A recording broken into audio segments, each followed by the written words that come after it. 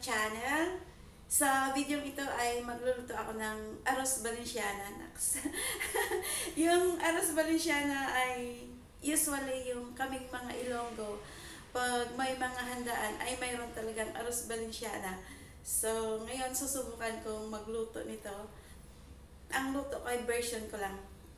Kasi ngayon sa katagalan ng panahon, di ba yung mga tao may iba-ibang invention. Kaya ganun din sa Valenciana, yung iba nilalagyan nila ng, yung pinakatubig nila ay orange juice at saka nilalagyan nila ng pineapple o kung ano-ano pa.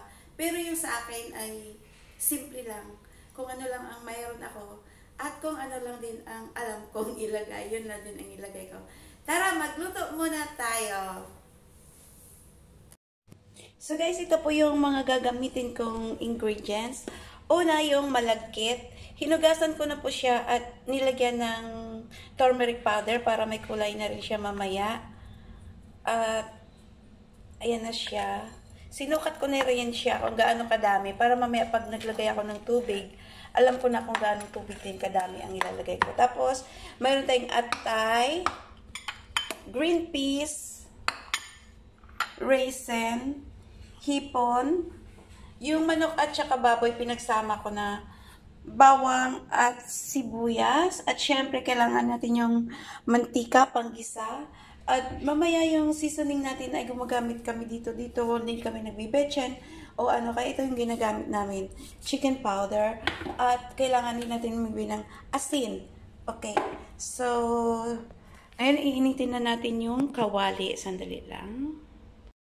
Okay, so yan, mainit na yung kawali. Mainit na nga. Lagyan natin ng mantika. Hindi ko pa pala napakita yung bawang at sibuyas kanina. So anyway, gigisa muna natin yung bawang at sibuyas. At saka guys, ito din pala yung tubig na ilalagay ko. Ayan. Pinaglagaan ko ng manok at saka ng baboy. Yan, sinukat ko na rin yan. Okay, gigisa ko na muna.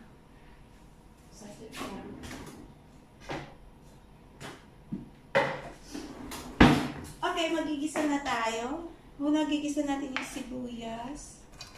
Ay, hindi pa pala mainit. Yan mo na.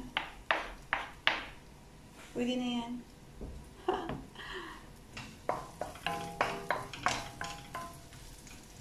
Lagay ko na rin yung bawang. Isa muna natin yung bawang at sibuyas.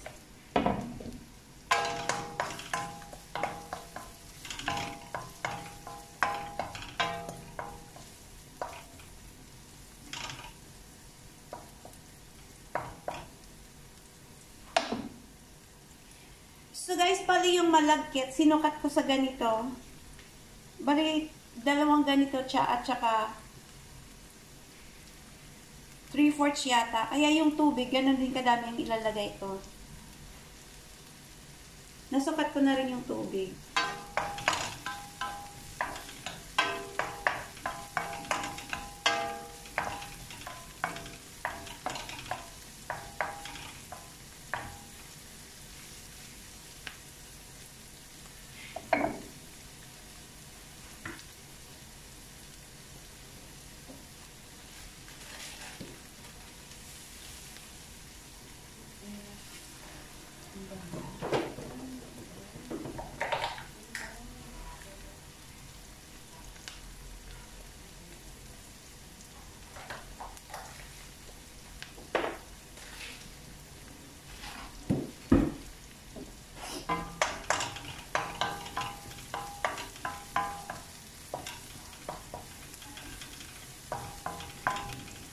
Sandali na lang.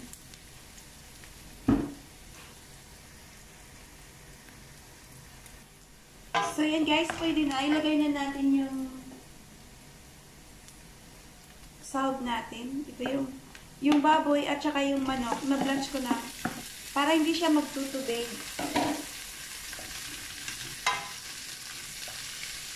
Para hindi siya mamaya magtubig at alam na natin kung gaano kadaming tubig na ilagay. Kahapon ko pa ito kasi na-blanch yun. Ilagay ko lang para. Isa lang natin siya. Marami pa yata yung sahog ko kaysa bigas. At ganun din yung atay. Na-blanch ko na rin siya para yung kulay niya hindi mag-aano sa malagkit. At saka at the same, hindi na siya magtutubig. Ayan.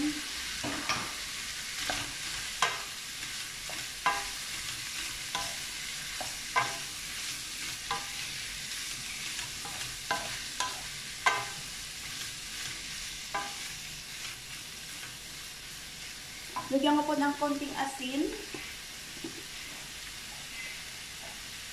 Pero may lasa na. Konti lang. Okay.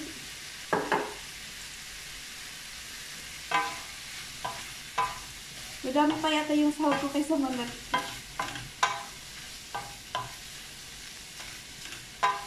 Ang bango na.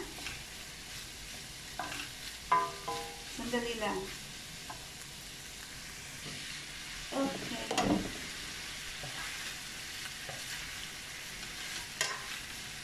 Balikan ko yung santo.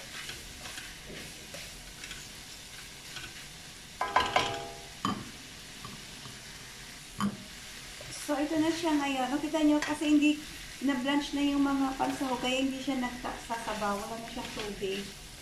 Kaya yun ang ginagawa ko. Ngayon, ilalagay ko na yung malagkit. Hala, kasya ba dito?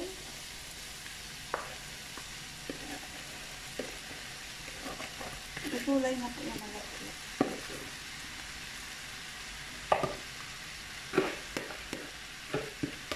Naugasan ko na rin to yung malagkit at saka pinatulo ko lang.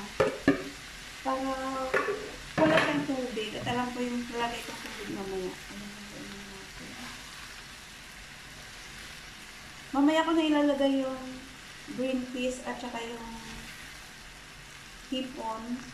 Pati na rin yung raisin. Haluin lang muna natin bago lagyan ng tubig. Pag may tubig na, tsaka na natin talaga siyang timplahan para alam natin kung...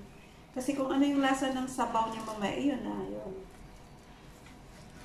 Okay. Hala, ganito ba yun? Ayan, ano na siya. So ngayon guys, maglalagay na ako ng tubig kasi ito yung tuyo siya talaga. So bali yung tubig ko, yung malagkit, 2 at 3/4 ng ganito. Kasi dito ko sinukat. So, ganun din kadami yung tubig. Ito yung 3/4. At saka yung dalawang ganon. Ito siya. Yung dalawa ng measurement. Dito ko siya nilagay. Kasi ito yung pinaglagaan ko ng pork at saka chicken kagabi. Kaya ihalo. Yun na rin ang pinakasabaw ko. So, ayan na siya. Hala, ganito ba talaga to?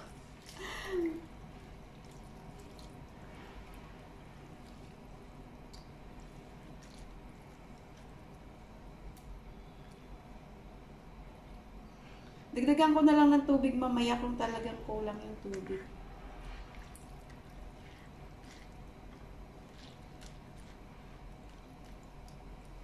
Tikman ko po muna yung sabaw.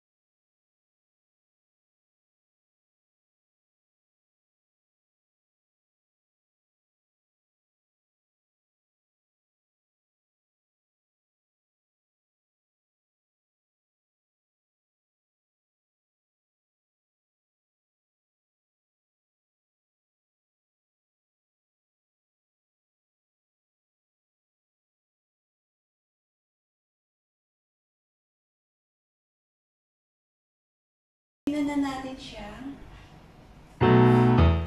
Ayun po, pinalo ko ito kanina. Mawala na yung ayun, nilalagay ko na yung raisin at saka nilagay ko na po yung green peas para mahalo kasi mamaya pag nalagay ko yung green peas saka yung raisin para isang halo. Tapos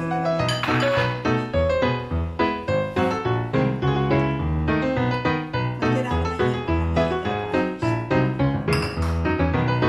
ayun.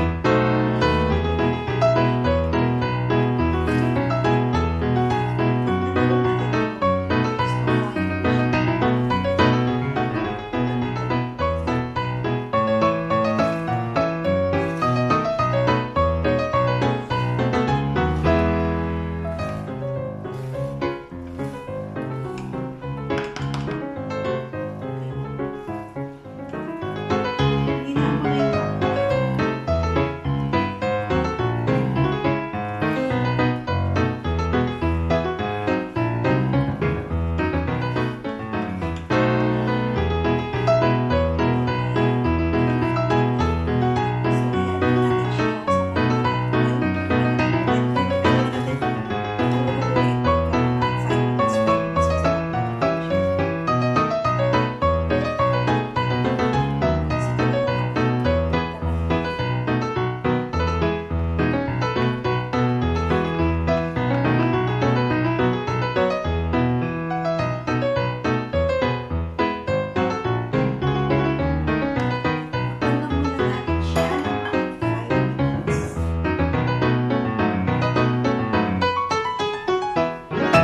after a few minutes.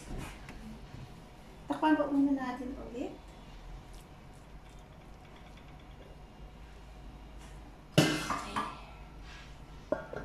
Hinaan na lang natin yung apoy.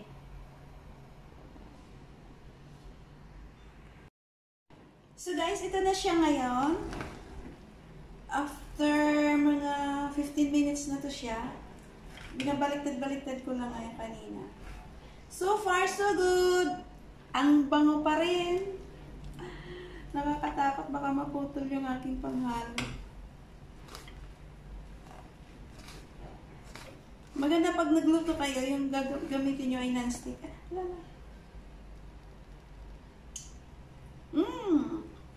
Masarap na.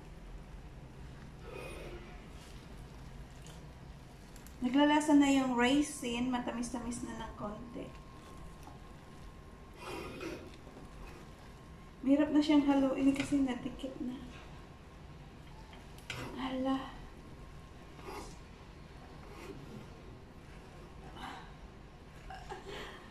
Ang hirap. Ngayon lang ako nakaluto ng ganito kadami.